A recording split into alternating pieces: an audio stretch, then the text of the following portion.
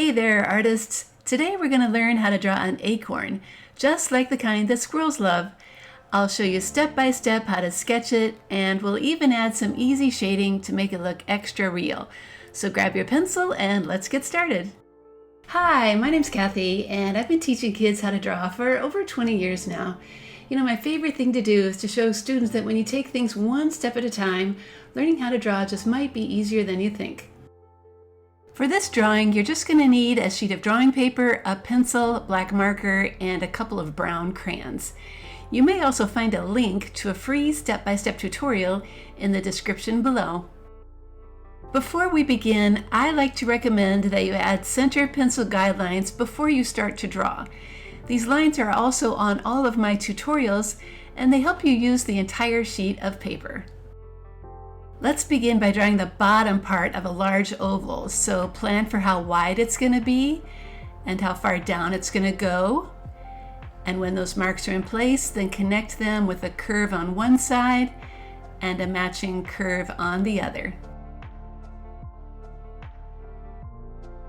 To draw the top part of the oval, make a mark and connect it with a curve on one side and on the other. To draw the cap, start with a gentle curve that's just above the middle of the paper. Place your pencil near the top of the paper and draw the right side that comes down and gets a little wider at the bottom. Now go back and draw the left side of the cap, trying to make the shape match the right side. When that is done, then erase the oval line inside so it looks like the cap is on top of the acorn shape. We need to add a little stem on top. You can make it curved with a little oval at the end so it looks a little more round. And then we can move on to the diagonal lines inside the cap. I'm going to draw ones on the right side first, like this. And then complete the left side with the same kind of spacing and angle.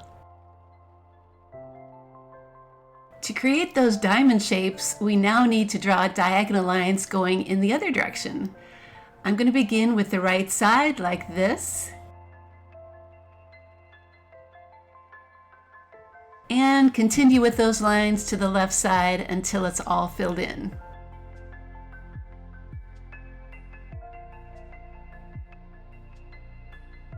The last step is small but important, adding a little bump on the bottom of our acorn. Now it's time to get out that thin black marker and trace all of our pencil lines so we can see them really well. When the tracing is done, then use your eraser to get rid of any pencil lines that are still showing. If you can, try to find a reddish-brown crayon for the bottom of your acorn. Mine is called Burnt Sienna, but if you can't, a regular brown will work fine too. If you'd like to do some shading on your cap, then start by coloring it in with a medium kind of pressure, so it's all kind of light brown. After it's all filled in, then take a moment to go around the outside edge and press a little harder to make that color a little darker. Finally, to give those diamonds a little bit of texture and shadow, try pressing hard on both sides of the black line in both directions. All right, that cap is looking pretty good, but I think I'm going to add a little more shadow to the bottom of my acorn. So there's an easy way to draw an acorn and to add some shadows to it too.